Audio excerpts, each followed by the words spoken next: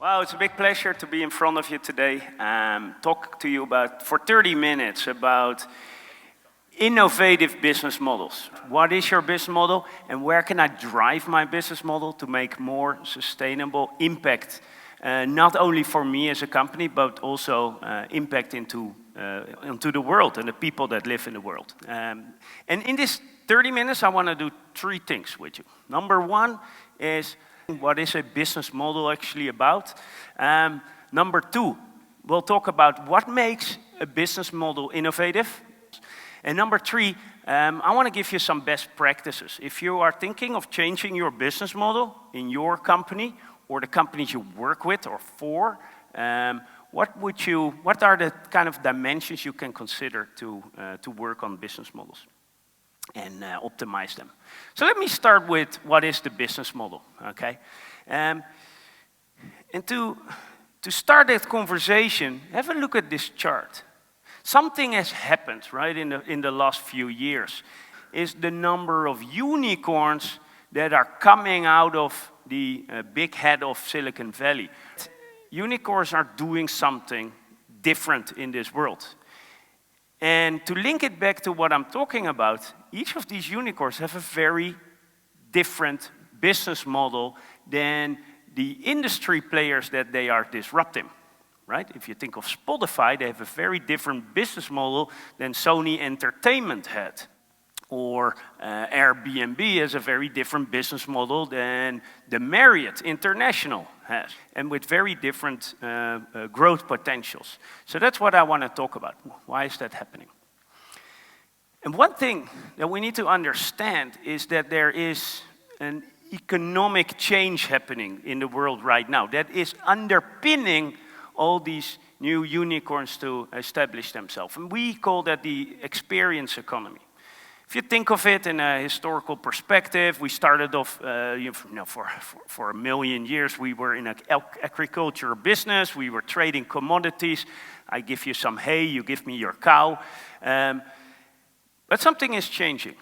When you see all those unicorns coming up, in the near future, in the next few years, the amount of profit that the world is making will be made by companies that are in the experience space. Companies that are providing on top of their services or products another layer. But you need to understand that this experience economy is driving the successful companies of the future. And these successful companies of the future, they will be thinking, the current companies will be thinking about how can I change my business model to be relevant in that experience economy? How do I think about it? And quite a familiar framework to do that is the business model canvas. Business model canvas has a central element which is called the value proposition. That is the start of every company's idea, right? What is it that what kind of value are we adding to the world? That is where it all starts. And if you think of what is value, has two parts. It has a revenue side on the right-hand side of the slide, right bottom hand, and a cost structure. So the choice you make in your business model is along all these dimensions. It starts with the value proposition, and then it leads to how am I going to make money in a very efficient way, and how am I going to keep my cost structure low. Now, it's not easy to change a business model. It will affect everybody in the company, from marketing, sales, to your finance, to your sales, to your operations people, your supply chain, your vendors. Everybody needs to walk in a different direction. But the good thing, there is a carrot, because a lot of companies are doing it, right? There is a big carrot.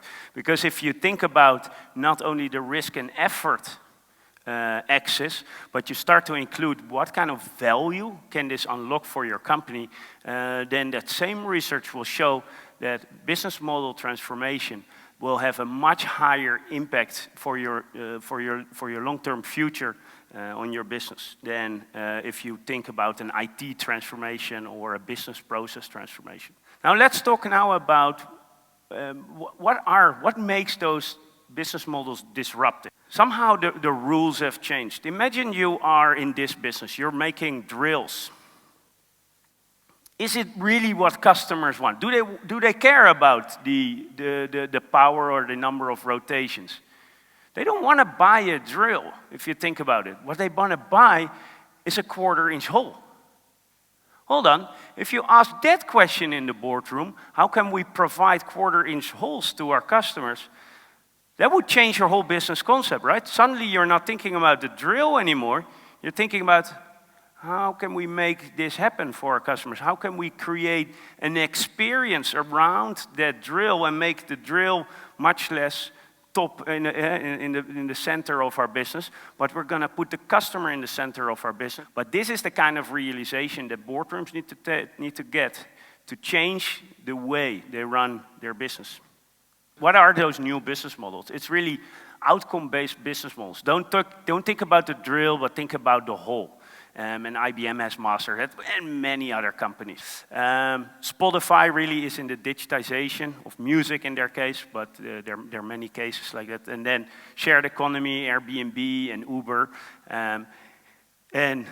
Apple is really competing as an ecosystem. And if you think about the new business model for your company, think about those 4 different dimensions. What can you do? Because if you move in any of these 4, it will make a big change on what you're doing as a corporation and the way your processes are run, etc. But you might find some golden nuggets in how you're going to add more value to your customers, your employees, and even maybe the world. I'm going to talk about business, the best practices around business models, business model innovation. And the first thing is about culture. You need to understand that culture plays a huge part in developing and executing on good business models. And innovation is a key part of that. And innovation, if you break it down, I like this formula, it has 2 parts. It has creativity times execution. You want to be innovative, you have to come up with the right ideas, and then you need to execute them in a good way. The last thing I want to discuss is, how do you drive then business transformation around a business model? Typically, there are many ways, but typically it falls down in 2 buckets, top down and bottom up. There's a big change in that, and you probably recognize that in your organization. You're doing one or the 2. When it's top down, it's often a very strong opinion CEO that says, I want to go that direction, and I'm going to hire a team of consultants, and we're going to set that direction, and then we're going to order the organization to follow suit. Can that work? Yes, that can work. SAP is one of the companies where that worked, where our CEO said, we need to be a cloud company. We're going to hire a lot of cloud experts in our company, and to make that transition happen, we're going to change the KPIs. We're going to change the products. All the products that we're selling has to be cloud first rather than being tested on-premise, all that stuff. So that was a real top-down implementation. But there are also great examples where bottom-up worked. One last thing, when you do this, think about your data infrastructure. I think Celine will talk about it in her next address. But it's very difficult to change a company if you don't have the right data, if you don't have it made a data-led kind of transformation.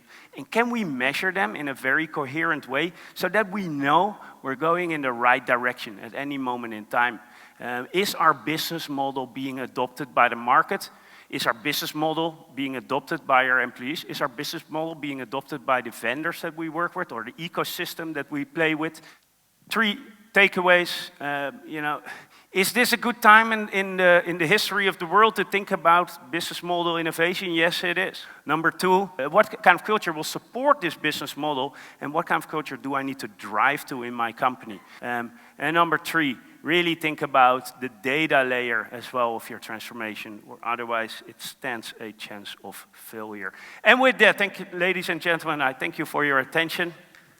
Thank you, Koert. Can you just remain on stage for a brief moment as we open the floor for questions for Koert Breebaart, please?